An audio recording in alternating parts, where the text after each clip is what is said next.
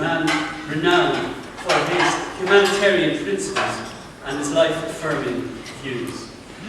We are delighted to have him here with us today, following in the footsteps of President Michael D. Higgins, to give us the annual Swift Lecture, for which he has chosen the title, "With Jonathan Swift, the Proud of Modern Ireland." Ladies and gentlemen, John Lonergan.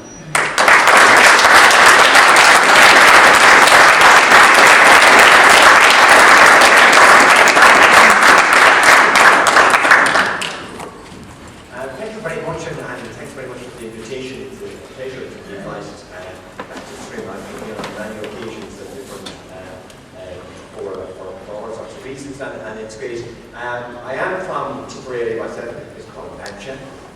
Most people have never heard of Mountjoy. If they did, it was probably a bad experience, because most people tell me anytime I went to Mountjoy got caught for speeding.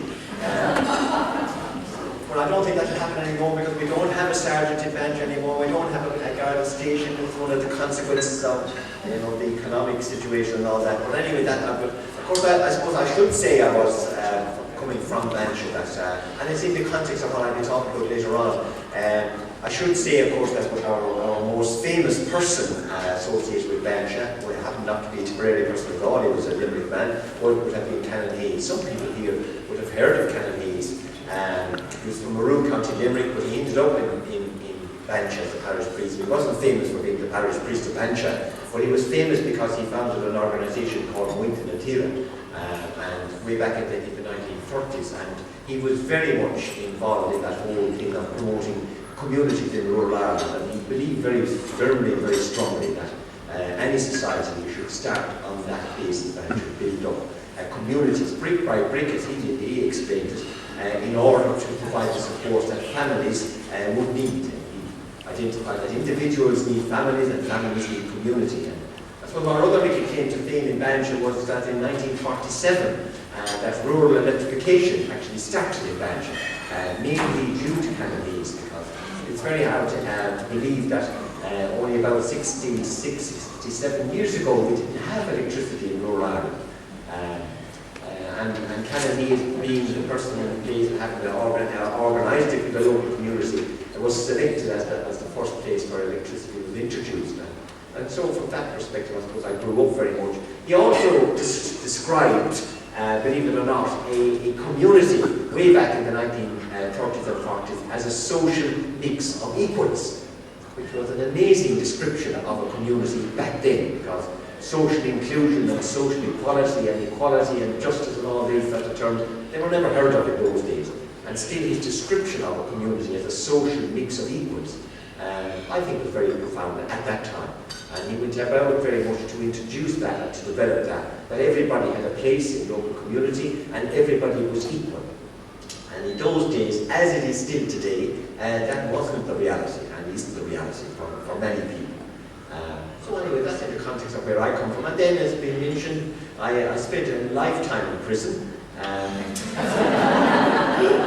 ended up in prison by accident. I didn't do anything wrong, I don't think, but honestly, I often say this to people that just talking about the innocence, of the times. When I was growing up in a rural little area outside Bantry, in the middle of the countryside, in a place called Kilmyler, the only time I ever heard of a prison was at the odd time on the news, on the radio air at that time, they had announced that a prisoner had escaped from Limerick jail. And when as children we used to be terrified that he might call our road. And what he'd be calling to us for, I still haven't worked out. We had nothing to rob, so he wasn't coming for anything like that. But anyway, that honestly was the innocence of the times, and that was the only insight I had of prisons at all. And then way back in 1968, I responded to an advertisement of a paper in the Civil Service Commission, and I was eventually assigned and sent off to Limerick prison on the 8th of March in 1968. And like many other people, I'm sure people here this afternoon, I had no idea what prison was about, what I was going to be doing, what the whole system was about. I had no idea in the world. Indeed, my little I suppose, assessment of it and my perception of it was very simple. I said, well, all the baddies are in prison and all the goodies are outside. Honest, I was that innocent. I I don't mind saying that I was that innocent, but I wasn't there more than a week when I began to question that assessment. I was saying, my God, that's not right. By the way, it wasn't, because what I met there in those days was misfortunes really. 2 or 3 criminals that would have been serious criminals, but the very rest of them were misfortunes with psychiatric illness, physical disability, alcohol problems, misfits, social rejects, people struggling with life rather than criminals. And I did actually notice that, and that began to have an impact on me even then. I suppose the other thing that was significant was the small numbers. It was after the war, it was tough old times in the 60s, anyone that was old enough here to remember, and prison numbers, and of course we had huge immigration, which was another, as we have today, but numbers in prison were tiny. We had 660 people in prison in Ireland in total, and 260 of those were young boys between the ages of 16 and 21. So we only had 400 adults in prison. We had Limerick down for Munster, all of Munster, parts of Leinster and parts of Connaught. We had Portage looking after what was called convicts, and they were people who were sentenced when transportation ended and they introduced the whole idea of penal servitude. And then you had Mountjoy, and that was it. Today we have over 4,000. 2 or 3 years ago we had over 5,000, and we have 13 or 14 prisons. So you can just puts it all into perspective that the whole thing has changed dramatically, and we have more crime and we have more difficulties, and I might come back to that again. I should also mention, because we have a lot of women here, I should also mention, because it's very important for us to mention the fact that this fact that when we look at prison populations, they're predominantly men. Women here won't be surprised at that, but most people are surprised at it really. About 3% of our prison population are women, and 97% are men. That's the world over. In India, it's 96% men and 4% women. In England, it's about 7% women and 93% men. So prisons are overwhelmingly men represent very vast numbers of people in prison. Anyway, that was my background, and then after that, I just want to finish off then about my experience and what he taught me. I suppose I've often said to people since, and I've said again this evening, that prison is the last place in the whole world that you'd ever think of going to learn about life, to be educated. But if I asked you beforehand, where would you go to get educated? I bet you'd think of every place and any place, and the last place you think of is prison. But believe me, and anybody who has ever stood inside the gates of a prison would know this, a prison is an amazing place. And anybody and everybody that has ever stood inside the gates of a prison, in any context, be it a prisoner, as a visitor, as a professional, as a worker, it doesn't matter. I'm absolutely convinced that their lives change immediately. You have a completely different insight and a completely different outlook about life, about freedom, about all the wonderful things that we take for granted when you go inside the gates of a prison. And I've met thousands of people over the years, and they all say the same thing. I'll never forget that day when I went into Mountjoy, wherever it is. And of course you learn a lot about life as well, and you learn a lot about the unfairness and the unpredictability of life. I met the most wonderful people in prison. You say, how could it be wonderful if they were in prison? Well, circumstances can, play an enormous part in our lives, and some of us are so lucky and so blessed that we never come across any element of that. Our lives seem to we just seem to just fly along and get through life, and without ever really being challenged, or without ever really anything really harsh or difficult hitting us. But that's not the way with everybody's life, and it's amazing. And I've come to the conclusion myself that the circumstances of birth are so vital for all of us, and it's something we seldom think about. That is the gifts we get in life, the qualities we get, like stability, the families we're born into, the communities we're born into, the supports we get in life, the opportunities we get in life. The biggest one of all, I would say, is personal stability, to have the ability and the stability to make the best use of life, and many of the many things that life will throw, good and bad. And that's what you learn in prison, and you learn in prison that some people's lives are horrific from the day they were born. I've often recorded this in public to say that once you got to know many of the people who ended up in prison, especially people who frequented prison regularly, once you got to know their life stories, you were always amazed how good they were considering what they had gone through. And some people have gone through hell on earth, come out at the other end. So and I suppose I learned very early on to stop judging people. And I have often said that since and shared that we have no right to judge others because we don't know anybody else.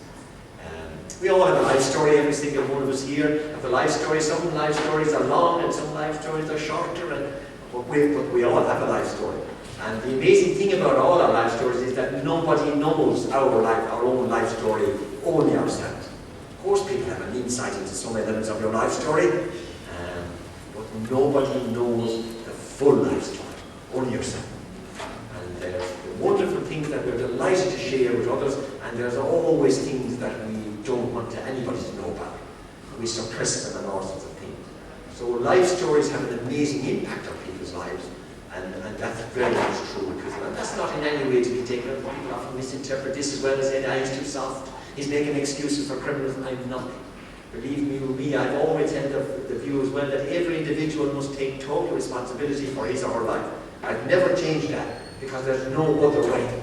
We have to say to individuals, you are responsible, you must take the responsibility for it, and you must move from there. But a woman in Mountjoy one time when she was writing her little life story for a book called The Junkyard, which was edited by Marcia Hunt and produced about 20 years ago now, based on the lives of many prisoners. Only one woman participated in that production of that book and publication, and she wrote her story, and her little life story was all based on her memories of adopting her only child at the time. And she wrote a fascinating article in that book on that. And the thing she remembered mostly was the gold pen that the Peace Commissioner had held and handed to her to sign her name when she was signing away her baby, as she described. She said, I'll always remember that gold pen. The tiny, minute detail of the pen that I used to sign away my baby. But she wrote a little preamble that I want to share with you, and I have often shared with people since. The little preamble was, I alone must do it, but I cannot do it alone. I think that could apply to every single one of our lives. I don't think there's a human being on earth that couldn't and shouldn't apply that. I alone must do it, but I cannot do it alone. We all need other people at times. We all need support. There's none of us indispensable. There's none of us totally independent. And we all know that, I suppose, in life itself. And the older you get, the more you appreciate it. Believe me, the older you get, the easier it is to put the important things of life into perspective. When you're young, you have all sorts of things. And I'm saying this to young parents now, and I'm talking to young parents again, I'm telling you, I'm assuring you, that in 20 years' time, you'll be looking back on your time as a young parent, and you'll be saying, what was wrong with me? Where was I coming from, and what did I think it was all about? Because, as you get older, the other great thing, by the way, I want to share with you, well, that when you get older, the other great thing is that you're able to say, I don't know, which is fantastic. Because as you get older, that's one of the other things you realise, how little you know. But the great thing is you're able to say it then, and say, I don't know. People look at you and not to say it. But it's true as well. You don't know a lot of the things that you assume you know. And life is like that. And then there's just to finish off, I suppose, with the prison element of it. There's another group of people that you probably never think about who are associated. You have the people who end up in prison, and you have victims of crime, which of course is a huge issue. The damage that's done to people, innocent people, whether it's their homes are broken into, or that they're physically assaulted or abused, or whatever it is. And there's a huge number of reasons and consequences of crime. And you have huge numbers of people who are victims of crime, and in some cases their lives have been destroyed. And what I have always said about victims of crime is that as a society, generally speaking, I think this is fair to say this is a generalization. As a society, we have responded to and cared for victims in a very miserable way. We talk a lot about it, but we actually do very little for victims of crime, in terms of support, in terms of whole lot of stuff. But there are a huge population of people out there that are innocent, that are victims of crime, and suffer greatly as a result. So we must always remember them when we're talking about crime. But then there's another group of innocent people that we seldom ever think about, and they're the families of those who get into trouble and end up in crime, especially the children of the imprisoned. I had always the difficulty about that when I was in Mountjoy, and the whole complex issue and the conflict between how you look after and treat the children coming up to visit Nanny or Daddy and how you implement a security system. And believe you me, by and large, the system is very much tilted against the human side. So little children are often, and are nearly all now routinely searched and sniffed by dogs and a whole lot of things. And again, most people wouldn't have a clue what it's like to go to prison to visit somebody. So I'm talking about an immediate person now. There's no different argument going to visit somebody who's maybe a friend or a outside relation. But I'm really talking about someone going to visit a son or a daughter, or a husband or a wife, or a brother or sister, someone really close to you. And by the way, I have met people in their 90s going into prison in Mountjoy to visit a son or daughter for the first time ever in their lives. It's hard to believe that you could go through life for 90 years and never ever have end up in a court, in a guard station, or in a prison. And then in your 90th or 91st year, here you're called upon to visit a son or a daughter in prison. And I have met those people. And I've met little children going into prison to visit. And I suppose my saddest memory was 5 or 6 or 7 years ago. I'm retired, by the way, for 4 years now, but 5 or 6 years ago, before I retired, I was coming out just around 3 or 4 days before Christmas one day. And I met this very young girl going in, and she had a tiny little infant baby. And I said, "How old is the baby?" And she said, 3 days old. And here she was, and the baby's first outing, visiting his dad in Mountjoy. I said, "How sad is that? 3 days or 4 days before Christmas." And I suppose they're the sort of human things that you'll never come across. And then the consequences for children and indeed for immediate relatives as well, because they often carry the same stigma and the same, the same consequences for the crime of somebody else. The child has done nothing wrong. And it's very, very difficult sometimes to get that across to people, that the child is innocent. The child must never have the responsibility, they take the responsibility of the stigma. And still the reality is that they do. So that's where I came from, and I spent a lot of time trying to understand that. And I suppose I make no secret of the fact that I always came down on the side of, I always said this, that if there was a conflict between security and humanity, I'd always come on the side of humanity. That was never very popular, and a lot of people in power, in politics and the media would very much be against that. And a lot of the public would as well. But I still hold to that today, even though now I have no interest as such as I'm far removed from it. I still say the same thing, that once you breach the basics of humanity, then you have done a great disservice to someone. And no human being should ever be humiliated. I honestly believe that. To share with you the ultimate in this, I suppose, really is that I was at home, sitting in the old sitting room, home in Lonergan, where I live, on the night that Saddam Hussein was captured. And I was looking at the news, and some of you will recall this, that's the next thing out, the cameras were there, and the Americans staged the whole thing as well, and all of a shot, they had the lights shining down into this hole, and the next thing, Saddam comes up, and comes out of the hole, and the American soldiers, immediately began to examine him and to humiliate him, really. My daughter was sitting, looking at me, and looking at this happening, and she said to me, she knew by the look on my face, she said, "No, you're not going to say." And I said, "Yes, I am." She said, "You don't have sympathy for Saddam Hussein." I said, "I actually do." Because again, it was, I felt, humiliating somebody. And even though he had done horrible things, I would still say that no human being should ever be humiliated, because it does so much damage, not just to the individual, but collectively to society as well. And that's where I would believe very firmly in that. I do believe in this principle. I believe that you can't enforce change or force change of people. I actually believe that. But you can facilitate it, and you can nurture it, and you can encourage it. But real change will not take place unless the person is agreeable to it, and you equip the person to do it, and you facilitate that change. And I would argue that the same thing is true in prisons. I said today I'd in some ways link up a little bit the era of Jonathan Swift to the current era. And I suppose one of the things I have often said in the past as well is I said that I believe this, as you get older as well, one of the things we're inclined to say is in the good old days. Like that. And then I think about the good old days, and I say, well, they weren't that good at all, really. And they weren't. And I came to the conclusion a long time ago that there's no such thing as the perfect era. It's never a perfect era. But looking back, impossible nearly 340, 50 years since Jonathan Swift, it's impossible almost to even visualize what Ireland was like in those days compared to today. I mean, I just try to think, oh my God, you know, how did people survive in those days, considering what they had to deal with and the lack of, you know, I mentioned electricity, no technology, no transport, no roads, poor housing, terrible food, poverty. You just think about it. Medical services, non-existent.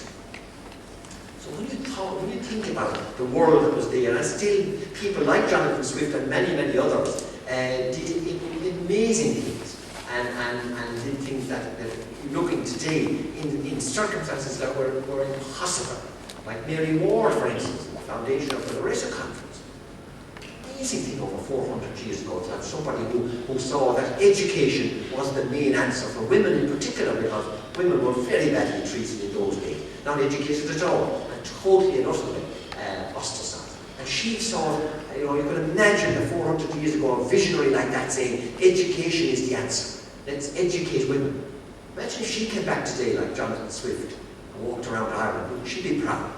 She'd be proud of her vision of 400 years ago and what has happened since. And you have women today, in most areas, equal, and indeed in some cases leading, not just here in Ireland, but leading in the world. And that came about really through people like her having vision and having commitment to do it. So it's very difficult to connect the two things. I have a friend who I grew up with in Tipperary and is living in Cork now. And I was at a function a few years ago, and he spoke at it, and he said that us people, the people who were born in the 50s and 60s in particular, he said we have lived through the greatest change during a period of a lifetime of any other previous generation of people. And when you think about it, I think he was right. As I said, when I was born, there was no electricity. So, and then he gave examples, milking cows by hand, thinning turnips, all the sorts of things that people nowadays don't even think about. Just imagine the mothers in Ireland, what they did, 60, 70 years ago. No electricity, no hot water, no facilities like washing machines or cookers even. Just imagine what they had to do. Very little money. Just imagine what medical services were like and what all the other services were like. So right across the spectrum. And then today, we still have our problems today, even though there's no comparison to what they were like in the 60s and 70s. Now, for instance, I say about technology. This evening at 8 o'clock we'll be able to look at the World Cup live as it's happening from countries as far away as Brazil. There's no harm in thinking for a moment now. The wonder of that technology. We can sit at home in our own sitting rooms, our own kitchens and our own houses and see the world as it is happening. That's fantastic. Transport. We can go to Brazil in less than a day. Hop on an old plane at Dublin Airport and you're there in a few hours. That's fantastic. And so on. So there's some wonderful things that we should be grateful for. That we should appreciate that life has made change, things have changed our lives and made life a lot more pleasant. There are many, many other things as well, but they're the sort of things that I think have been the greatest. Education, where we still haven't total equality in education, but we have a far greater access to education today than we ever had before, thanks to people like Donald O'Malley in the late 1960s, who had the vision to say, and Dr. Patrick Hillary, who had this vision to say that education is at the core of it. And so you have families today and people today going on to second level and third level, that even in my childhood wasn't open to lots of families. So we have a lot of things that have to be grateful for. And still we have today some of the greatest challenges we ever had. That's another amazing, almost a contradiction. Sort of things that I've said, the things that, for me, at the current time, I think the greatest single challenge that I don't hear being debated quite anything like enough, and that is going to be the massive challenge that is there in rural Ireland today. And when I talk about rural Ireland, I'm not talking about just the countrysides. I'm talking about most towns and villages throughout Ireland. I have no major concern for the urban capitals like Dublin and Galway and Cork and Limerick and Waterford. because I believe that they will recover, and that when the economy begins to recover, as it appears to be, that they will certainly be able to benefit again. But I'm really concerned about rural Ireland and the decimation of towns and villages throughout Ireland. Because some of the biggest towns in Ireland, when I drive through them now, the centre, the hub of those towns are most 50%, 60% of the shops are closed up, battened down. Shopping centres are taken over on the outside of the town. People drive out to the shopping centre, they stay there. The centre and hub of the towns are decimated. Young people have no hope. No hope of work in 100 years in their minds in relation to their own locality. So they're moving on. They're either immigrating or they're moving on to the towns and cities. What is the rest of Ireland going to be like in 50 or 60 years' time if that continues? There'll be no young people. For the first time ever, the GA in my county in Tipperary, and I'm sure it's the same in many other counties as well, but certainly in Tipperary, for the first time ever, well-known, well-established clubs that are 100 years in existence have not been able to field teams this year and last year. That's an amazing thing to happen to a community, where you have the creameries are gone, the post offices are gone, the garden stations are gone, the schools are under attack. Primary schools that were dotted around Ireland, which was a wonderful little thing, a unique sort of part of Ireland. They are at risk as well. So there'll be no schools, no post offices, no creameries, no garden stations. What will be left? There'll be no young people because they'll all move out. So who's going to care for the people who are left behind, the older people?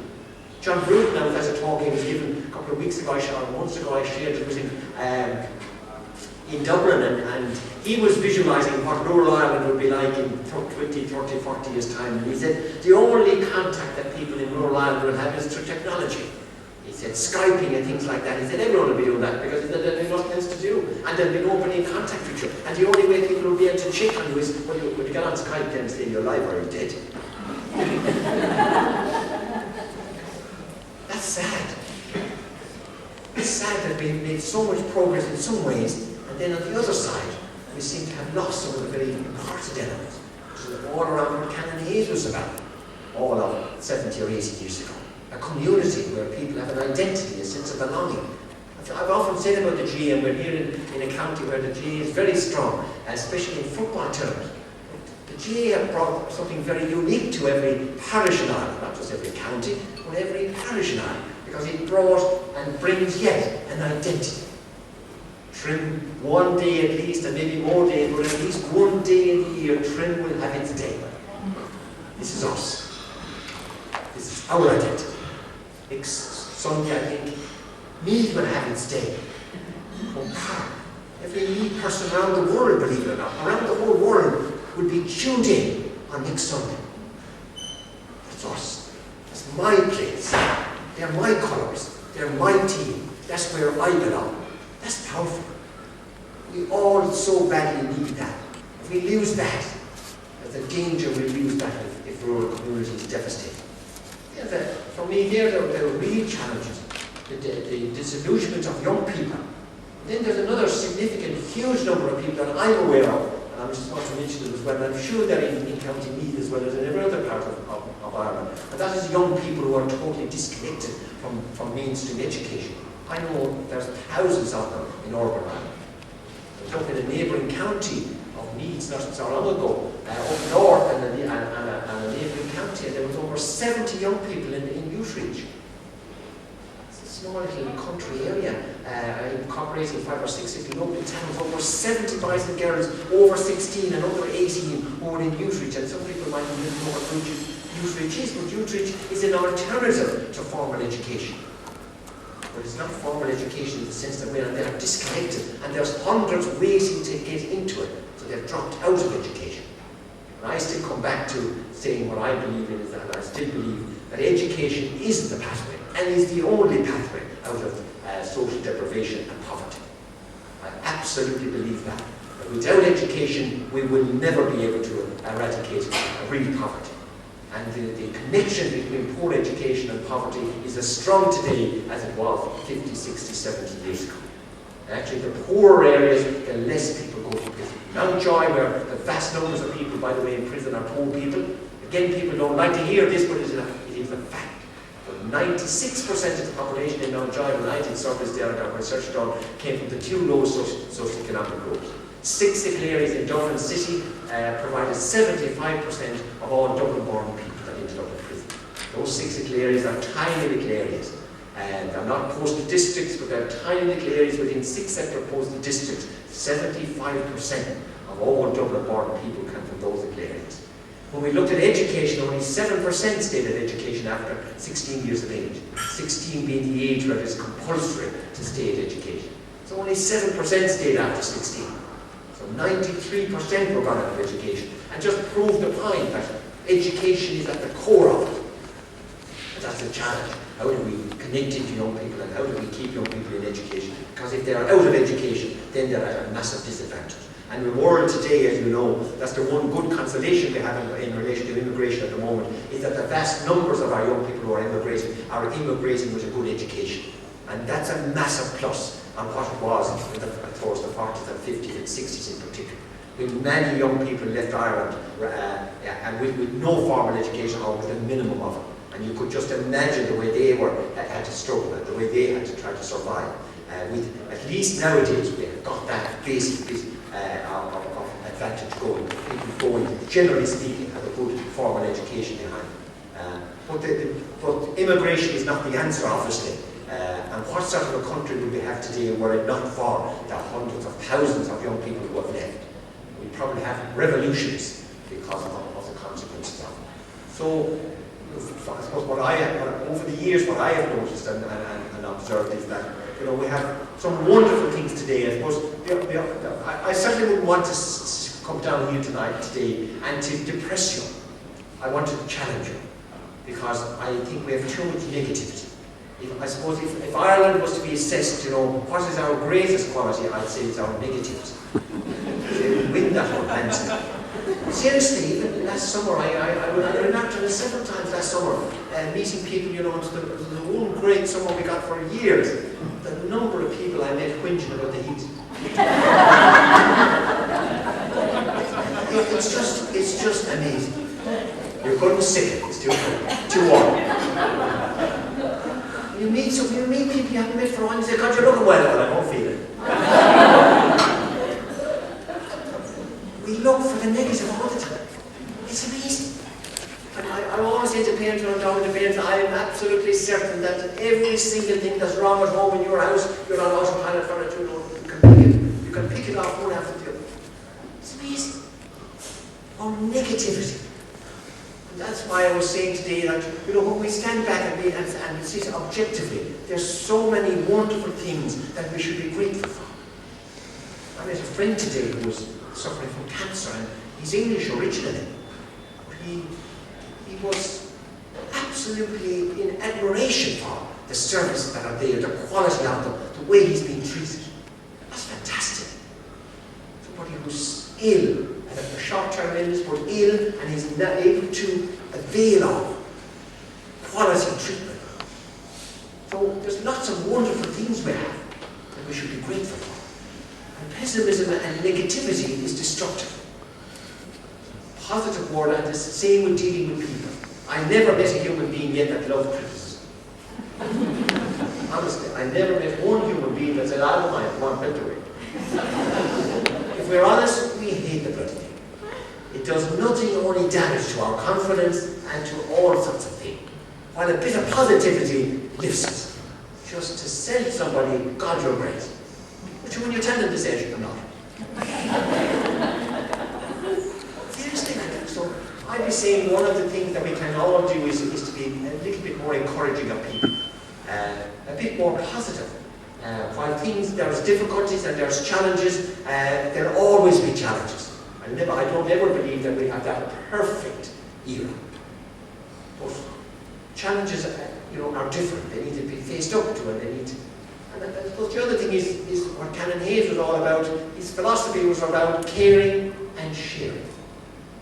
Caring about others and sharing. And there's a bit of sharing that he really put the emphasis on was sharing your time with others, helping other people, sharing your gifts. He believed that if you were healthy, you should look after the sick.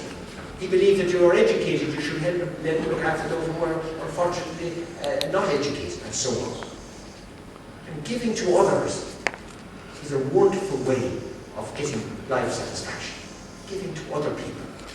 It's not about self, it's about others.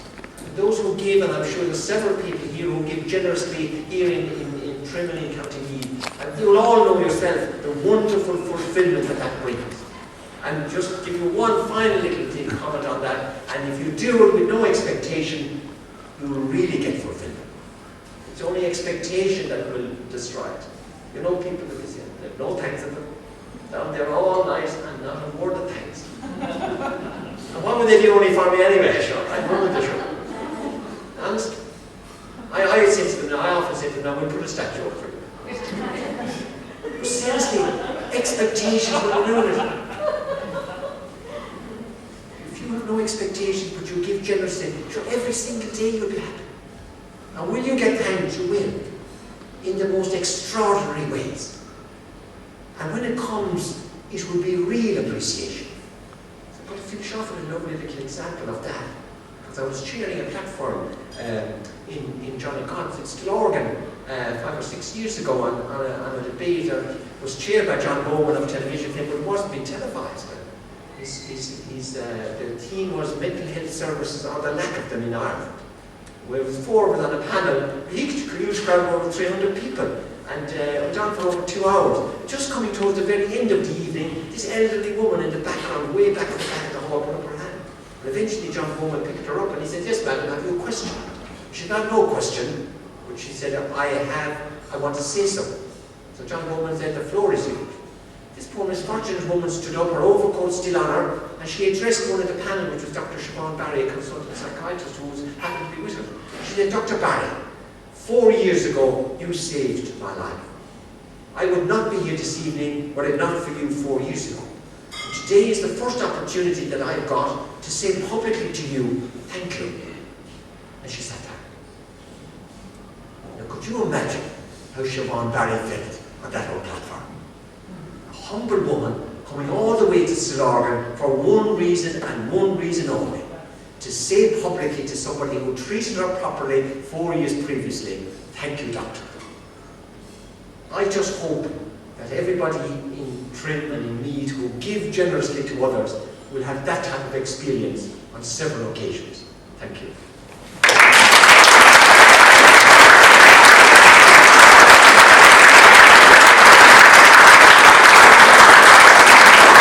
Thank you very much, John. Wonderful, life-affirming, such a great perspective on life, and we're all going to go out of here today, I think, with a big smile on our faces and another one in our hearts. Thanks again.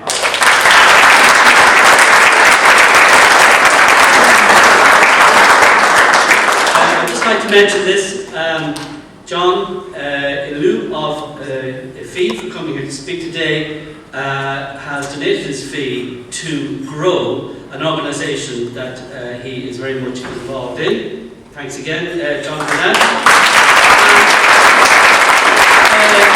Nothing could be a more perfect link with Jonathan Swift, who himself donated most of his estate in his will to the foundation of a hospital for those with mental illness, which is the work that Grow does, I understand. So a perfect tie in there. And so